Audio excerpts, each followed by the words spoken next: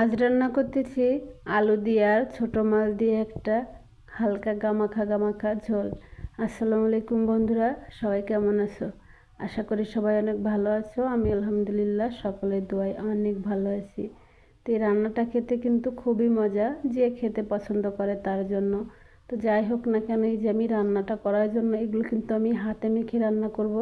তো মাছগুলো ধুয়ে নিয়েছি, এখানে আলু নিয়েছি, পেঁয়াজ কুচি, মরিচ ফালি নিয়েছি, জিরা রসুনটা বেটে দিয়েছি, তারপরে যে পরিমাণ মতো লবণ, হলুদ আর সাথে একটু মরিচ গুঁড়া দিয়েছি, কারণ এটা একটু ঝাল ঝাল হবে। এইগুলো কিন্তু একটু ঝাল ঝাল হলেই খেতে বেশি ভালো লাগে। তারপরে যে এখানে পরিমাণ মতো তেলটা দিয়ে দিয়েছি, তেল দিয়ে এখন আমি সুন্দর করে হাতে মেখে নিব। এই রান্নাগুলো কিন্তু হাতে মেখে করলেই বেশি ভালো লাগে, বেশি মজা হয়ে থাকে। তো এগুলো মেখে যদি 2-5 মিনিট রেখে দেওয়া যায় তাহলে আরও বেশি ভালো হয়।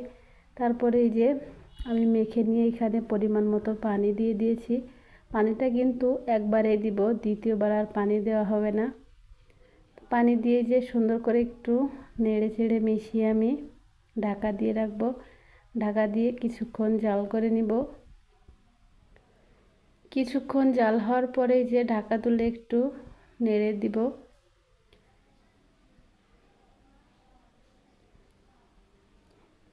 এই রান্নাটাতে কিন্তু বেশি জাল লাগে না, অল্প জালেই রান্নাটা হয়ে যায়, বেশিক্ষণ জাল লাগে না।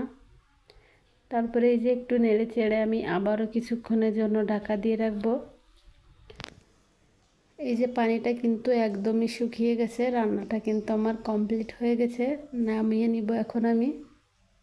দেখতে কিন্তু মাশাআল্লাহ অনেক সুন্দর হয়েছে, খেতেও নাকি অনেক বেশি মজা হয়েছিল।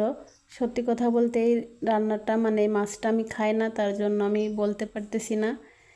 তো সবার কাছে কেমন লাগছে আমার এই ভিডিওটা অবশ্যই লাইক কমেন্ট শেয়ার করে জানাবা। সবাই ভালো থেকো, আল্লাহ হাফেজ।